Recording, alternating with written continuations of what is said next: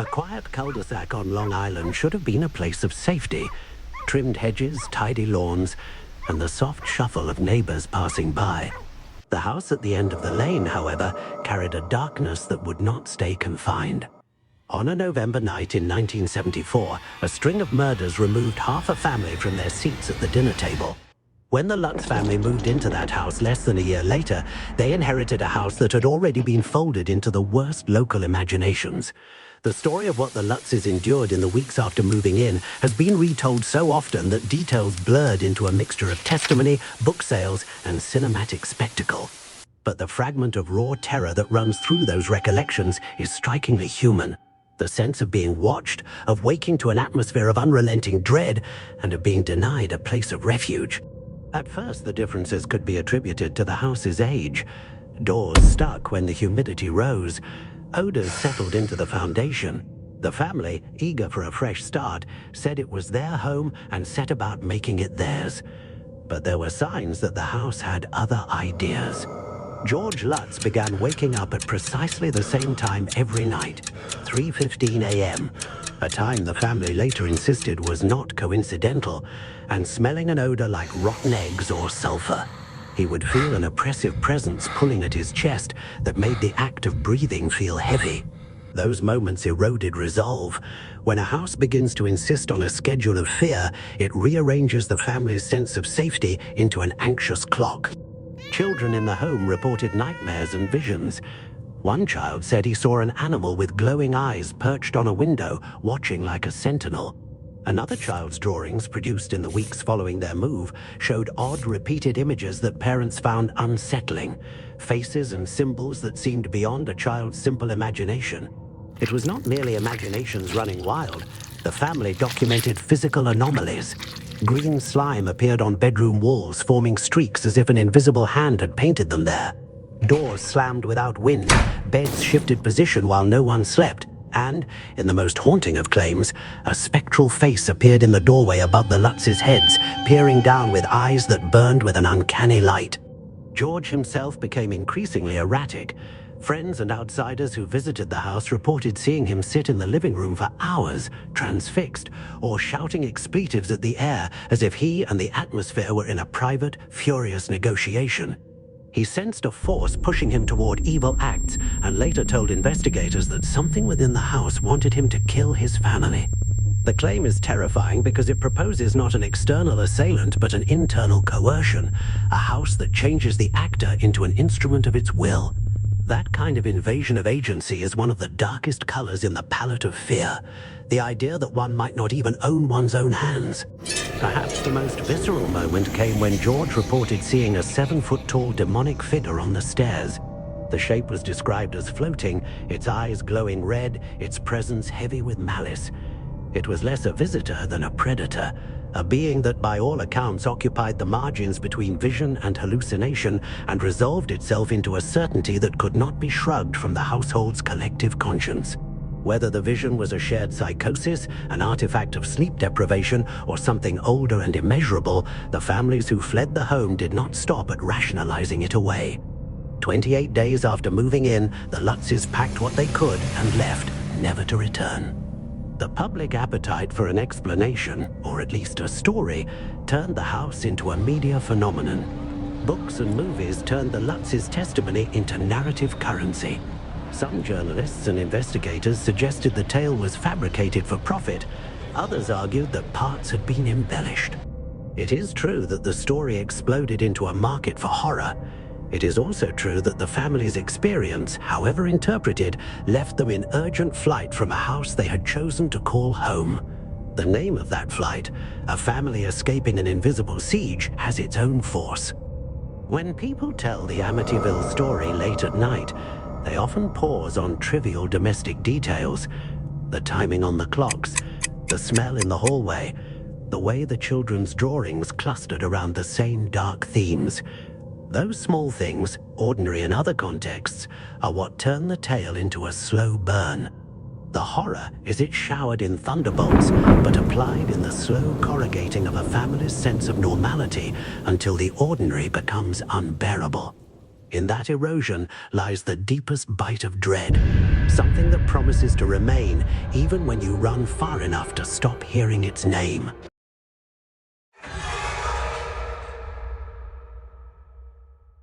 The Bell Farm sat on a rise outside the small Tennessee settlement in a way that made it easy to imagine the world stopping around it. Wind moved through the pasture grass, the road passed by, the rest of the county carried on. For the Bells, life had been ordinary, planting, raising livestock, tending the house, and trading with neighbors. The first strange things were small and quiet, a knocking on a wall at midnight, a single thump on the roof while everyone in the house slept, the sound of an unseen footstep on the stairs after a long day of labor. The family joked at first, assumed some wood settling or a prowling animal, and then the incident stopped being easily explainable. It began in earnest with old Kate Batts's cattle. Betsy Bell and her husband John awoke one morning to find their best cow dead, torn as if some animal had done the job, but without any tracks leading away. Animals in the area grew skittish for weeks. A prized hog disappeared and was later found mutilated in a way none of the neighbors could reconcile with wolves or common predators. The farmhouse, which had felt comfortable and lived in for generations, took on a different atmosphere. Objects shifting their places overnight, spoons laid out in odd arrangements on the table, and a series of raps that seemed to answer questions when someone knocked back. What cemented the Bell story into the long shadows of local conversation was how the phenomena focused on members of the household. The unseen presence learned names and family history quickly. Neighbors who came to visit reported that whatever haunted the home could repeat private facts no outsider should have known. It spoke implacably, at times in a thin, mocking voice, at times deep and resonant enough to feel like someone standing very close. Betsy, the family's matriarch, became the primary target. She was slapped and pinched, her skin left with bruises and marks like the welt of a whip. Witnesses later described fingernails digging into flesh with enough force that the marks rang true to medical observers who examined the evidence as best they could under the circumstances. Neighbors gathered on the porch sometimes, whispering about curses and unquiet spirits, and the story spread into the wider county. Men who had no reason to embroider the story came because they had heard something that needed seeing with their own eyes. Some left convinced the Bells were being tormented by a witch. Others, left more careful, say the events were odd but could be explained away with pranks or collective hysteria. That argument only hardened when the voice, clear, articulate, and bitter, began to hold conversations through the household. The spirit would call people by name, answer questions in ways that made the onlookers' hair stand on end, and occasionally replay details of events that had never been spoken aloud in the room. As strange as the physical evidence was, the intelligence behind the phenomena was more disturbing. The entity seemed to understand social relationships and could taunt the family by bringing up secret grievances or old slips of pride. It flirted with the idea of reasoned conversation and then turned cruel. When someone tried to record or catalog the events, the presence changed tone and tempo as if it were aware of being observed and delighted in the panic that followed. The sense that this was not a simple haunting, but a sentient force with intent, made everyday life devastatingly fragile for the Bells. Local authorities were eventually drawn into the narrative. Curiosity seekers came from miles away. People of varying notoriety passed through the farm. They wrote down their impressions, some with the air of scientific curiosity, and others with the raw hunger of gossip. Accusations were hurled across the countryside, witches, disgruntled relatives, and a community eager to see the supernatural. A few visitors reported that the presence addressed them directly, calling them by names they had not used since childhood or quoting the sins they kept hidden. It was not merely that noises occurred, the incidents read like a directed campaign of psychological warfare. And then there was the sickening single prediction that rendered skepticism brittle. The presence reportedly foretold the premature death of John Bell, a real event that unnerved anyone who believed more than they wished to. The prediction arrived with such glee that witnesses swore the entity seemed to be savoring the thought of it coming to pass. In the harsh months that followed, as the family tried to wait out the terror or find salvation in distance and prayer, the specter persisted. It tacked across the household's quiet hours with a relentless curiosity, pushing on the line between malice and mere attention until it had written itself into the family's daily reality. Perhaps the most haunting aspect was the way the phenomenon lingered. The events did not simply occur and stop. They left a residue of fear that altered how people greeted the night air, where they chose to sleep, and who they trusted. Betsy lived with marks and memories that never fully healed. Neighbors who had once laughed at the Bells' troubles later refused to spend the night in their homes, and travelers avoided the road at dusk. Stories appended to stories, some probably exaggerated, some perhaps invented, swirled around a kernel of something none of them could comfortably explain. Years later, the Bell Farm was a cautionary tale. Domestic life interrupted by an intelligence that could find its way into the ordinary and make it terrible. That terror is simply about unseen hands or creaking floors. It is about the erosion of the private self. The Bell Witch was said to know the family's secrets, to call out the names of lost loves, and to laugh in the voice of someone who had never been forgiven. When a household loses the simple safety of privacy, when the walls themselves seem to listen and answer, the world narrows to the space where the fear resides.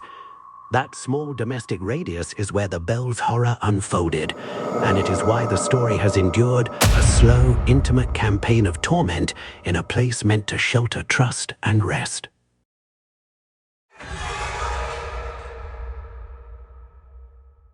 The Enfield council house was brick and paint and ordinary upholstery, the kind of modest dwelling where family arguments and the smell of frying onions provide the soundtrack to an unremarkable life. It should have been unremarkable. Instead, a sharp, bright crescendo of events rendered it one of the most scrutinized hauntings of a century. Peggy Hodgson, a single mother doing her best to raise 2 daughters, lived there with the kind of patched yet steady routine that keeps a household functioning. The first anomalies were ridiculous enough to laugh about. A chair toppled in the night, a shelf full of ornaments suddenly slid across a table, then toys moved across the floor without being touched, and distant banging echoed through the rooms like someone striking the walls with something heavy. Neighbors began to hear noises. At first, they assumed children were roughhousing.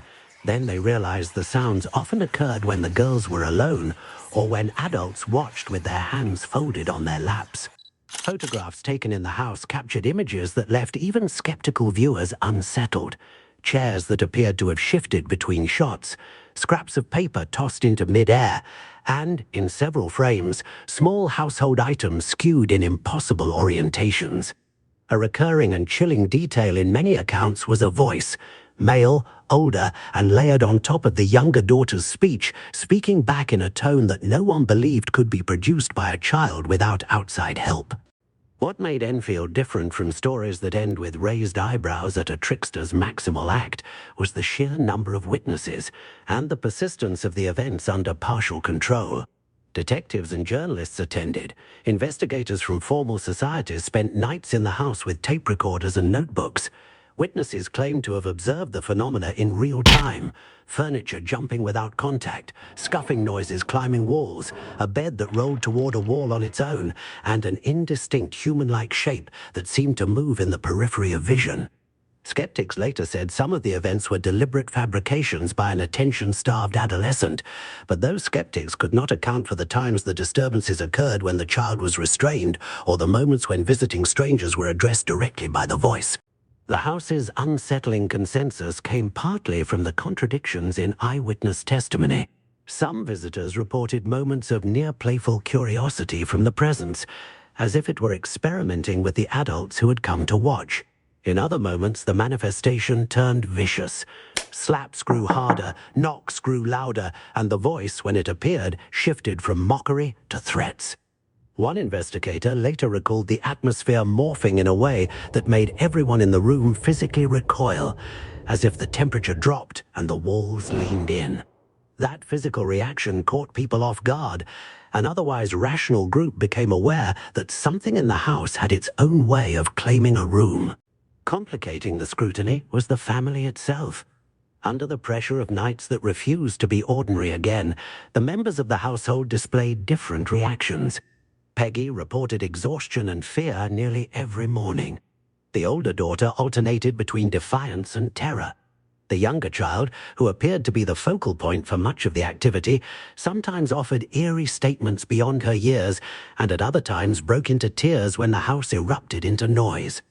That mixture of childlike surprise and adult dread created an atmosphere where truth and performance were braided so tightly it was hard to pry them apart.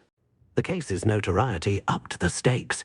Newspapers printed sensational accounts, television segments aired, and the house, a domestic unit suddenly global in its fame, was visited by people who wanted to test courage or be part of the spectacle. The more people came, the more the story fed itself. Yet within that celebrity-driven world, certain episodes resisted simple explanation. Witnesses insisted that when the family permitted impartial observers to sit still and watch, the activity sometimes ceased. At other times, the presence would directly interact with those visitors in ways that made tricks implausible. Investigators who had once scoffed at the notion of the supernatural admitted later that they could not explain every sound or the directionality of certain thrown objects. The most distressing detail was how the situation infringed upon the girl's sense of self. The voice, when it spoke through the youngest, would sometimes assert ownership of her body or mock her mother's love in a way calculated to damage. Children in environments of normal stress sometimes display behaviors seeking attention. These behaviors do not explain the temperature drops reported by several adults, the scratch marks that appeared on floors, or the captured audio in which low-frequency raps and unearthly intonations emerged. The low murmur of credibility was complicated by the very fact that the story remained sticky. It did not vanish when the cameras left. The family moved out eventually, but the house and the memory of the noises continued to ripple through the neighborhood.